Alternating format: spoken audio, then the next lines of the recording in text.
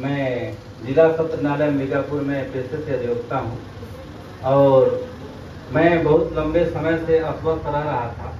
यदि हम अपना अगर सही अपना जानकारी अगर बता सकूं तो मेरे को पहली बार जो अनुभव हुआ सन 1981 में क्लास 4 में पढ़ रहा था, तो हमको पेट का प्रॉब्लम था। पेट का प्रॉब्लम जब मैं जानने योग्य हुआ तब से मेरा पेट का प्रॉब्लम था।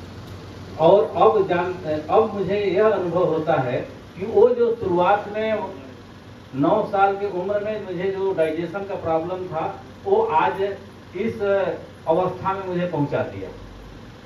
यह धीरे धीरे दवाएं दिखाते रहे डॉक्टर को अपना लोकल, लेकिन ये है कि जैसे जैसे उम्र बढ़ता रहा वैसे वैसे पेट की समस्या मेरी बढ़ती रही। मैं मतलब दूध से बना हुआ चीज कभी खा नहीं पाता था, रोटी खाने से भी प्रॉब्लम होता था। तो उसके बाद सन 1990 में मेरे को एक और प्रॉब्लम हुआ ज्वाइंट पेन का।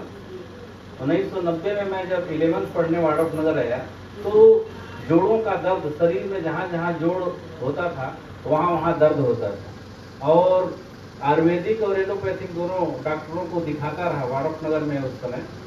और उसमें ज्वाइंट पेन का ये समस्या था कि जब कभी अगर मौसम साफ है तो साफ मौसम के समय ये है कि अगर बादल आना होता था तो एक दिन पहले 14-15 घंटा 16 घंटा पहले मुझे पता चल जाता था, क्योंकि अगर बहुत ज्यादा जोर से दर्द होने लगता था, बेचैनी होता था, तो दूसरे दिन दोपहर तक आसमान में बादल आ जाते थे।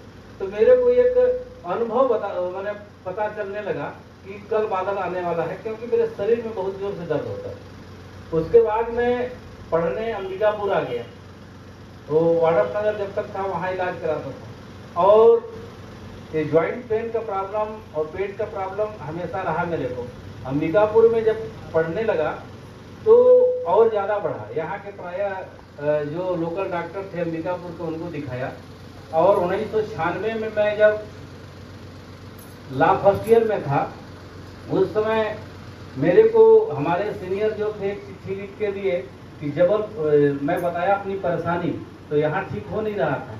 तो जबलपुर में डॉक्टर जगदीश सिंह खन्ना, पता जो है टाइटन हाउस के ऊपर, वहाँ पर उनका अस्पताल था, क्लिनिक था, वहाँ मैं जाकर दिखाया और वहाँ से करीब 5 माह तक इलाज चला। और ऐसा नहीं है कि जब तक इलाज चलता रहा तब तक ठीक लगता था, लेकिन यह है कि दूर का उतना स्टूडेंट से करा नहीं पाते थे। इस तरह से चलता रहा कि मेरा पेट का प्रॉब्लम, जैसे रोटी नहीं खा सकता था और बहुत सारी चीज, तो कोई भी तेज त्योहार में यदि कोई चीज भी बने तो मैं खा नहीं पाता था। ये है कि कहा जाए कि जीने के लिए केवल खाता था कि किसी तरह से जीवन सारा सर्वदा चल जाए, लेकिन यह है कि कभी भी तीज त्योहार में घर में कुछ भी बने तो मेरे खाने के लिए वह नहीं उपलब्ध हो पाता था। उपलब्ध होता था लेकिन खा नहीं सकता था, क्योंकि पेट का डर रहता था कि 2-3 दिन तक मेरा पेट खराब रहेगा। इसी तरह से आगे आने के बाद मेरे को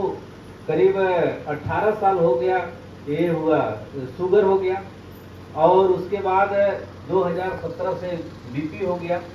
और बहुत जगह चेक कराया, जैसे अंबिकापुर कराया, रायपुर कराया, और नागपुर से 5 माह तक इलाज चला।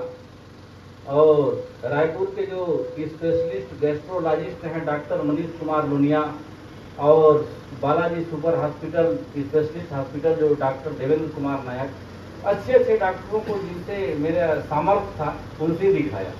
लेकिन यह है कि पेट का प्रॉब्लम को कोई ठीक नहीं कर पाया।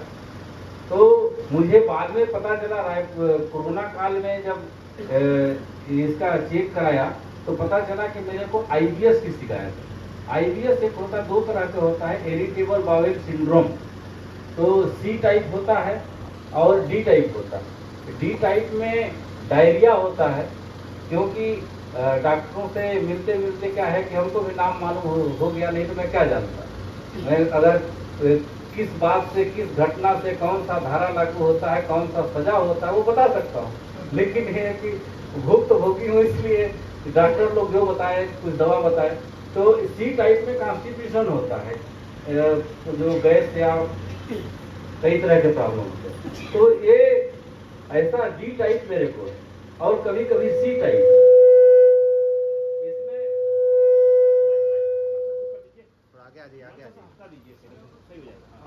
इसमें क्या है कि अक्सरतः लोगों को या तो सी टाइप होता है या तो डी टाइप होता है, लेकिन हमारा समस्या है कि मेरे को सी टाइप भी है और डी टाइप भी है। तो जब डायरिया होता है तो रुकता नहीं है।